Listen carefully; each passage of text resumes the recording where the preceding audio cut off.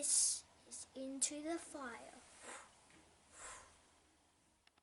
I'd like to welcome ex-footballer, a level 2 coach, a master in high performance sport, and most importantly, tennis star Danielle Collins, fitness trainer, Tom Couch. Nice to meet you, Tom. G'day, nice to meet you too. Yeah, thanks for having me. That's okay. Thanks heaps, Tom, for being on my show. I've never interviewed a fitness trainer before. I'm really looking forward to it. Yeah, no, me too. Glad to be here, yeah. It should be fun. It should be.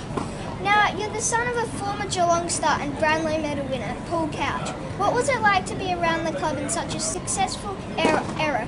And was there ever the pressure to be a great player yourself because of your dad's success? Yeah, it was awesome growing up with Dad and growing up in the change rooms. You know, with all the Cats players, and I think Dad retired when I was about to turn 9. So yeah, a lot of fond memories hanging out with Dad and all the players there. And I just, ever since I can remember, I always wanted to play AFL and be like Dad and play for the Cats. So obviously that had a big impact on me and my life. So yeah, pressure, yeah, definitely. I think, but you learn along the way that what really matters is what you think and what your loved ones think, like your mum and your dad and your close family. So over time I got better with sort of handling that and realised that, you know, it was going to be my own career, and that you know, anything that I achieved was through my own hard work. And but yeah, it was great to get a few games there with the support of mum and dad, for sure.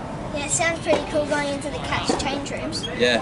You played AFL, and although it probably wasn't the career you were hoping for, you did what us young guys only dream about, running out onto an AFL ground 3 times. Is it something you're very proud of, and do you ever think you were hard done by? Yeah, definitely proud. I remember when I got overlooked when I was 18, like when you can first get drafted, and one of my greatest fears was growing old, not knowing what it felt like to run out on an AFL ground. That was my greatest fear. So I sort of just wanted to do whatever it took, and it seemed like a bit of a pipe dream a lot of the time. So I still remember my first game. I went out to do the warm-up, and then as I'm walking back in the change rooms, I was just sort of shivering. I'm just thinking, how good's this? So yeah, it took a lot of hard work, but yeah, glad I was able to do that and tick that box. And for the first year or 2 after I finished, I thought I may have sort of failed a little bit, you know, because I only stayed for 2 years, and a lot of my friends at Melbourne were quite successful. But then I realised that you can't compare yourself to anyone else, and you know, that I played AFL, and that's 3 more than you know, than I guess a lot of people, than 3 more than what I could not have played, I guess. So yeah, very happy with my career and very content with that I got the best out of myself, so I can I guess die comfortably knowing that I gave it my best. Yeah, you should be happy with your career. You did play for the Demons and debuted against the Fremantle Dockers, 13 disposals and 9 tackles. That's pretty good, Tom, but only had 2 more games. Melbourne didn't like tackles, did they? Yeah, well, at that time it was the most tackles by a player in their first game. It's actually held the record in like 100 years of the most tackle in 1 game.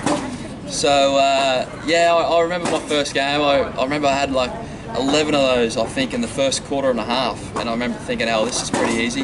And then my calves, my hammy started to cramp up, and it was sort of late in the year, and my body just sort of started to shut down a little bit too early on me. So yeah, it was a lot of fun playing against Freo. That's when they started to really make their charge under Ross Lyon. That was actually when that was the first win of 7 or 8 leading into the finals, and then obviously making the granny the next year. So you know, we're up by 4 goals halfway through the 3rd quarter. So you know, we didn't have a lot of people there. I think it was like 12,000 or something. But with the roof closed at Etihad, it really got pretty loud, and unfortunately we didn't get the win. But to be honest, I was just pumped to be out there. The result was almost irrelevant when you're sort of just starting out. You're just sort of happy being out there and hope you get another go at it. That sounds pretty good. You played reserves for most of the 2012 season, winning the best and fairest and coming second in the Liston Trophy, then delisted at the end of the next year. Was it now you started thinking of future prospects? Yeah, so I started my university degree in sort of sports science the year before, and I'd been doing personal training for a few years before that, so I was always interested in the strength conditioning side of things. And In my second year, I had a really bad hamstring injury. I missed about 8 weeks, and I just spent every day with the physio and sort of learning from the rehab side of things, and I almost treated it as a almost like a work experience degree type thing, where I was able to work with an AFL quality physio and be able to sort of ask him questions on like, why am I doing this, why am I doing that, with the idea knowing that I was going to play AFL forever and that this was something I wanted to do. Yeah, sounds pretty good. You then got your level 2 AFL coaching accreditation, Yep. yeah, and coached the Launceston Bombers to a flag, while at the same time studying to become the elite fitness trainer with a master in high performance sport. Is it that busting of your gut that you always had that made you want to help others achieve? Yeah, I definitely. I've always enjoyed coaching and strength conditioning and being a football coach.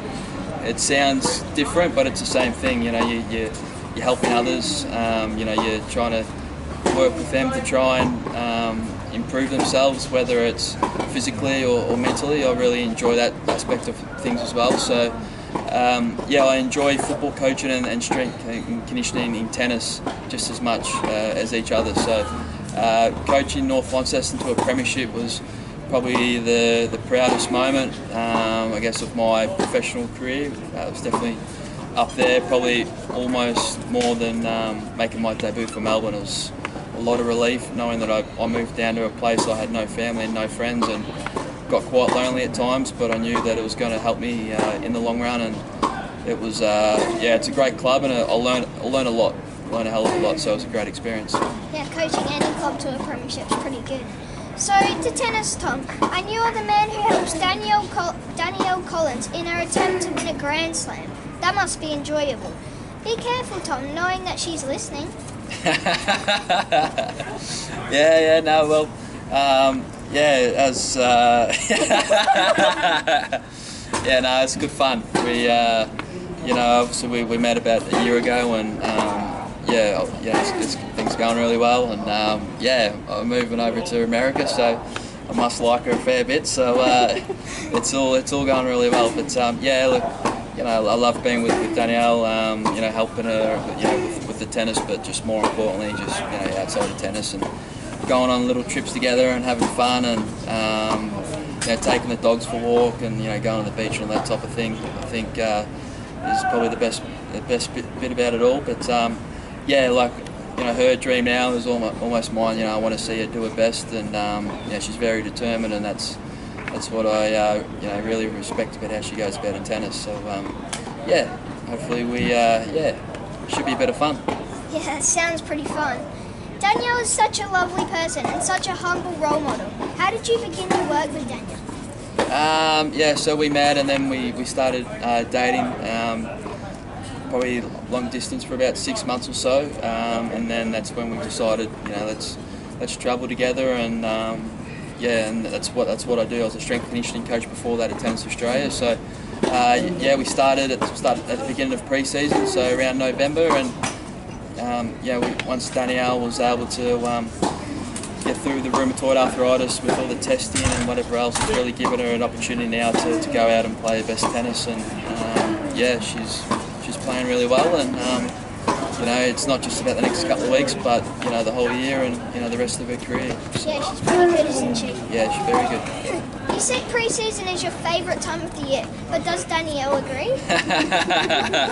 No players agree with it, but nah, it's a good time of the year. It's when you can work on strengths and weaknesses and try and improve. With tennis, it's a little bit different to footy. You only get about 3 or 4 weeks, whereas, you know, football you get about 3 or 4 months.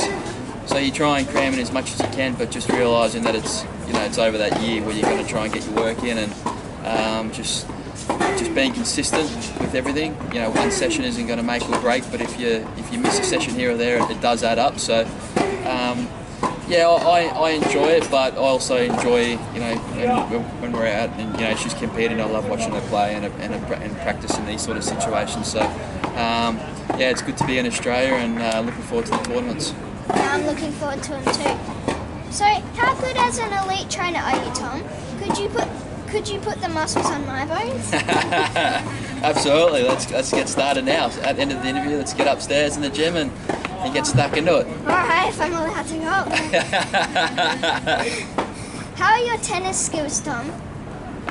Forehand's okay, backhand's pretty average. So yeah, Danielle's bought me some tennis lessons for Christmas actually. So trying to get a little bit better. I've got a one-handed backhand which needs a bit of work, but yeah, enjoying getting out there and having a bit of fun. Yeah, that sounds good.